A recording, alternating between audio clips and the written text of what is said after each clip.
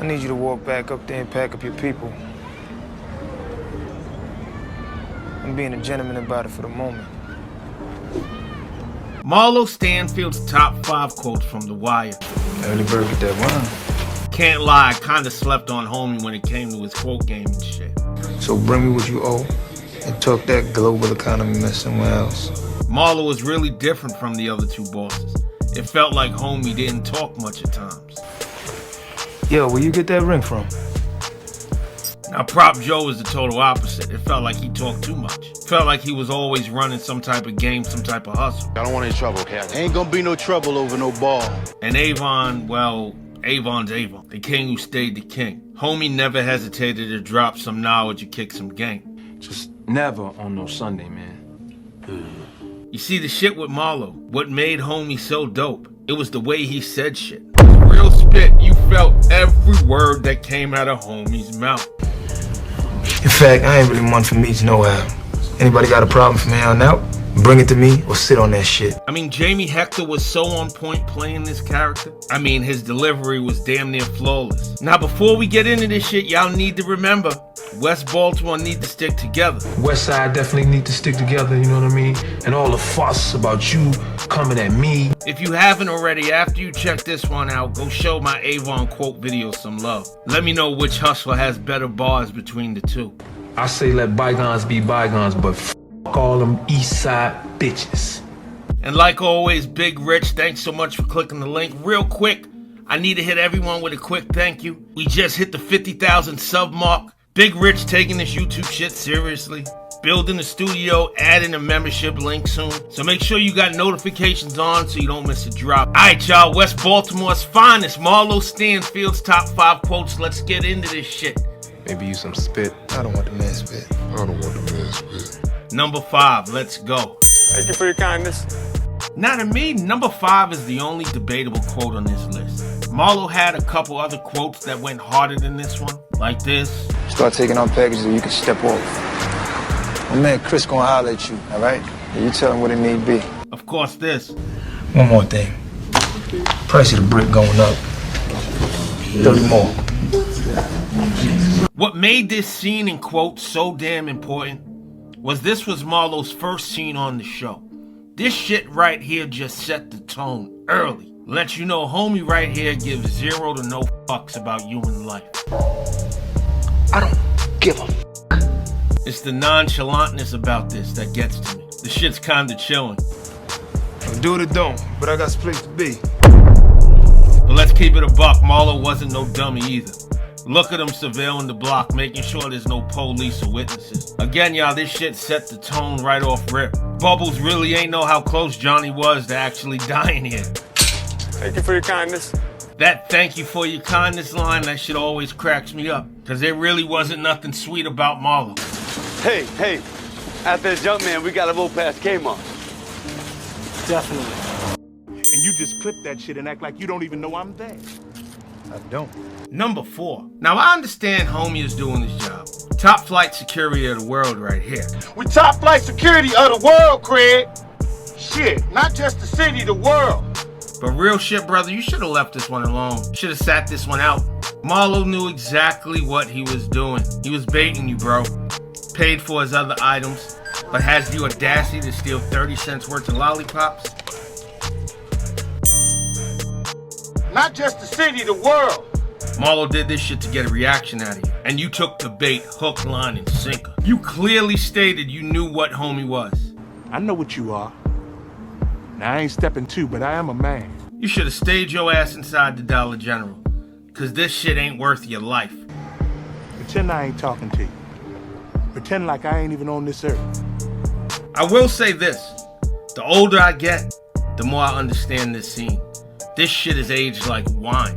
The dialogue between the two is absolutely brilliant. You want it to be one way. What? You want it to be one way. Then Marlo hits him with the line. What if the other way? This shit was a bar. What if the other way? Marlo was different. Homie's here to break the wheel. I didn't think homie was gonna lose his life. But it was probably this shit right here, the finger point, the finger in his face. That's what did it. Stop saying that.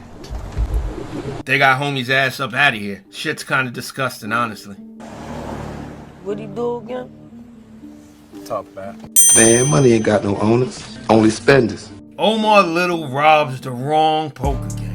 I think these 4-5s be the full house. Hey, yo, banker, cash me out, yo. Now let's take a look back at this first. We all know Prop Joe put Omar onto this game. There's no debating that, there's no arguing that. Trying to set me up, Joe. You ever known me to be stupid? I'm trying to make things right here with you. The question I ask you guys is, did Proposition Joe know Marlo would be there that night playing? Like Joe said, he always kept his ears to the streets. How much we talking about? There ain't at least a few $100K in that room. I wish myself blind. But with this right here, I don't see how Joe can know Marlo would be there.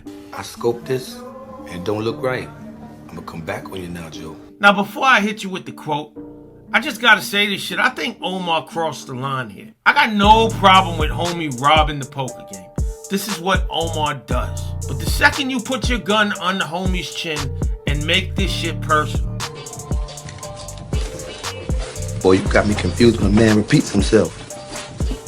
I mean, you got a couple $100,000 in that bag, and you really give a shit about this $600 ring? See, I know Omar was a man of principle, but again, this shit just made Marlo want your ass even more. Pause. Pause, yeah. And then for Marlo to take the ring off, put that shit next to him and hit him with that line. Where it in health. That shit's such a smooth ass condescending line. I mean, Omar didn't know what Marlo was truly capable of, yo. No doubt. No doubt. You ain't coming to see me off.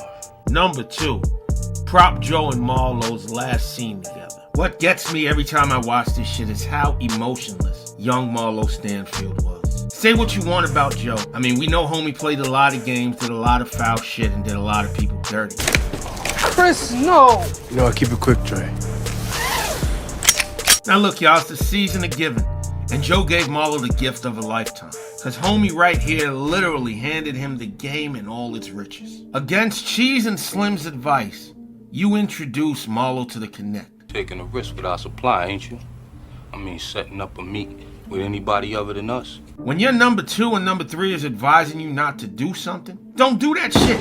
Slim saw the big picture, he saw the play. Boss, you get that boy Marlo a line on our Connect. He might try to go around the co-op, go around us. Joe's disregard and naiveness came back to bite him in the ass. Cautious as those Greeks be, who you think they gonna trust? Marlo walked in this man's house and hit him with a bar. Joe tried to bargain for his life, then Joe tried to guilt trip him.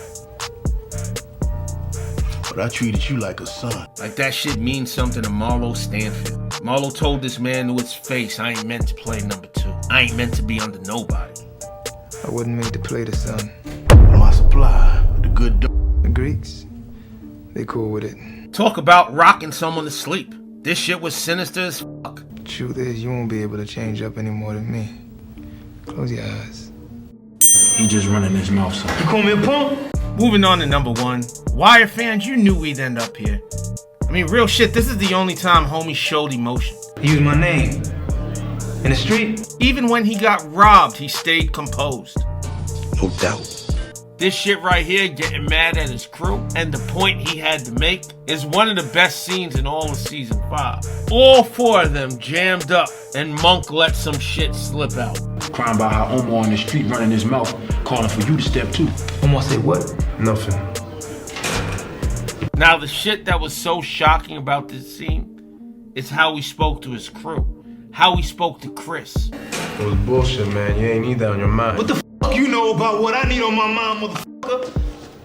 I really wish we had some backstory on Marlo, because his energy right here let everyone know he was really with the shits. And for him to drop the line the way he did. Let him know Marlo stepped to any motherfucker, Omar, Barksdale, whoever. My name is my name. I tell you this shit though, David Simons needed to give us one more Marlo and Omar scene. You tell that man I would drop all his muscles so he get the heart to come down to the street and dance. Showing how upset Marlo is right here just justifies that whole shit. The way Marlo turned the city upside down looking for this brother, they deserved one more back and forth, one more set of dialogue. Anyway, y'all, let me know your thoughts on this shit. Just having fun with it. And I'm back on my wire shit. We got tons more work on the way. And if you're still here and haven't subscribed yet, do your boy Big Rich a solid and hit that red button. You gonna mow that, Sweet Pea? And I'll see y'all on the next video. Thanks again for watching.